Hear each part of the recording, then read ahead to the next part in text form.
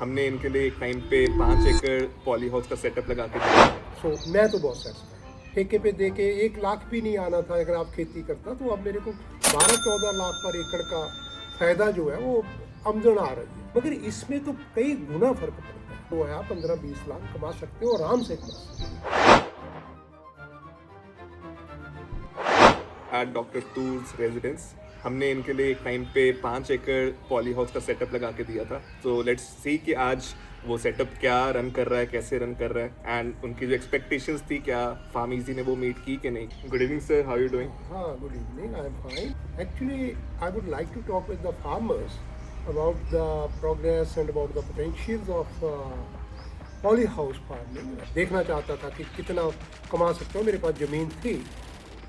तो फिर इन्होंने पता नहीं कैसे सारा कुछ सेटअप किया। अब मैं इतना खुश हूँ कि मेरे को जो 1 लाख किल्ले में ठेके पे दे के 1 लाख भी नहीं आना था अगर आप खेती करता, तो अब मेरे को 12-14 लाख पर एकड़ का फायदा जो है वो आमदन आ रहा है। क्योंकि मेरे को कुछ भी नहीं, एक्चुअली मेरे को लग रहा है कि मैं फ़ोन पे ही खेती कर रहा हूँ, जो आप लोगों ने सफल कर दिया। वरना ये मेरे बस का रोग नहीं था, मैं छोड़ दिया था ये। तो आपकी जैसे सर एक्सपेक्टेशंस थी कि जब हम पॉली हाउस लगाते हैं हाँ। तो फसल में हमारे कई जो लीड्स आती हैं, इंक्वायरीज आती हैं, तो लोग पूछते हैं कि जब भी पॉली हाउस लगाएं तो उसको मैनेज कैसे करेंगे, या फिर एग्रोनॉमी में आपको कभी कुछ हाँ। इशू आया?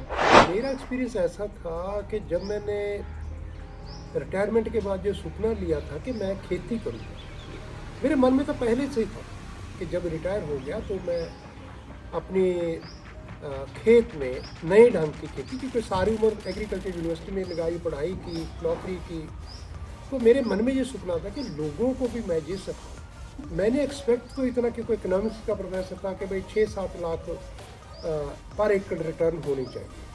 बहुत से लोग भी पूछते हैं कहाँ किया, कैसे कर रहे हो, क्योंकि ये आज की खेती है, स्मार्ट एग्रीकल्चर है। पुरानी खेती का जमाना नहीं है। 1.5-2 लाख एक हेक्टेयर से बहुत ज़्यादा नहीं आता, जबकि इसमें जो है आप 15-20 लाख कमा सकते हो, आराम से कमा सकते हो। आपके कई लोग हमसे पूछते हैं कि हम पॉली हाउस सॉइल में लगाएं या हाइड्रोपोनिक्स में लगाएं, तो आपको उसका क्या आइडिया लगता है कि हाइड्रोपोनिक आज के टाइम पे किन को करनी चाहिए? दोनों में अंतर, महंगे आम आदमी के हिसाब से दोनों। पॉली हाउस में भी खर्चा आता है, मगर एरोफोनिक्स में बहुत ज़्यादा। जो शहर के पास है वो हाइड्रोफोनिक्स लगा सकते हैं। उसमें ज़मीन की बजाय पाइपों में हम जब लगा के करते हैं ना, तो वो थोड़ा डिफरेंट टाइप से है। तो ये हर आदमी पे डिपेंड करता है वो किस में जाना है। आपको एक्सपेक्टेड था कि हर साल हमारी इतनी यील्ड आएगी, तो आपका एक्सपीरियंस कैसे रहा कि हर साल आपका सेम रहा है कि क्रॉप कैलेंडर आपका चेंज हुआ है सीजन के अकॉर्डिंग हर साल?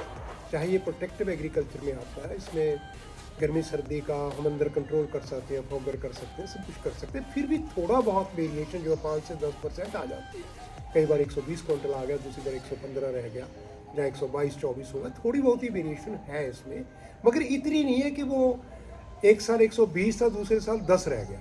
ये नहीं होता। अच्छा। हाँ, इससे मैं बहुत सहमत हूँ। और आपको जो प्राइसेस एक्सपेक्टेड थे कि एवरेज प्राइस की अगर हम बात करें, तो आपको कितना प्राइस अभी तक यहाँ पे रियलाइज हुआ? क्योंकि इसमें जो इसकी क्वालिटी रहती है ना, एक तो खुद भी चलो ध्यान आप लोग बहुत ज़्यादा करते हो क्वालिटी का, क्योंकि क्वालिटी की वजह से प्राइस कम नहीं होती। जो बाहर लोग वही सब्जी, खीरा है, टमाटर है, शिमला मिर्च जो बाहर लगाते हैं ना पॉली हाउस के बाहर, उसकी क्वालिटी मेंटेन नहीं होती। दूसरा थोड़ा सीजन का फर्क पड़ जाता है इसका। तो मेरे को तो प्राइस के बारे में कोई अच्छी प्राइस मिलती रही है, और आप लोग उसका मैनेज कर लेते हो कि कहाँ उसको मार्केट करना है, कैसे करना है।